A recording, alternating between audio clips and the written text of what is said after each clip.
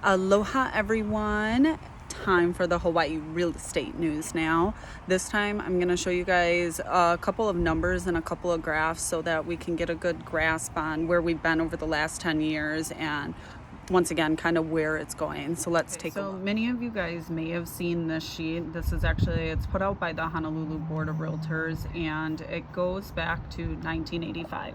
So the purpose of this sheet is to show you the historical trends, which they tend to double every 11 years. So looking at 1985, going to 96, and then 96 to 07 again, and then 07, here we are to 2018. And then you can see the 2019 average drop here just slightly. Our biggest drop was over here 08-09, that's where the 10.9% comes. And then we do have that chunk back in the 90s where we took a little bit of a dip. So if we were to put that on a graph, it would look something like this.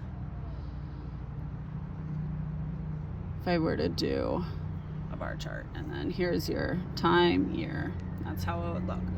And typically it's going to be like a 6 to 8 year increase until we hit the top.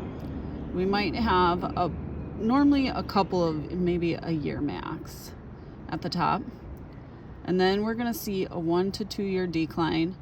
Maybe at the bottom you'd be about half a year to a year, and then we're going to start again the 6 to 8 year incline. So once again, where are we in all of that? I have said before, I do believe 2018 was our peak, and thus 2019-2020 is going to be our this portion right here. So that's where I currently think that this is where we are. So now going over to this graph shows the historical count of sales. So it's closed transactions, and it's since 2011, spanning between January and March. What we can see is that it's a very stable market, and then we have a couple outliers. We see 2018, it starts off actually stronger than the rest of the years with the amount of sales counts in January. Normally January, the holidays, they're slower months, and we start to pick back up in the March time frame. Between all of this, it is relatively stable. Where we start to see the difference is in 2014 and 15, and we start to see more of an increase. Now let's look at 20. It's this darker line right by the gray line, and it takes a deep decline between January and now. And that's obviously effects from the coronavirus. It'll be really neat to see the effects looking back starting in June timeframe. Now I also want to go to the months of inventory that we have. Here we are.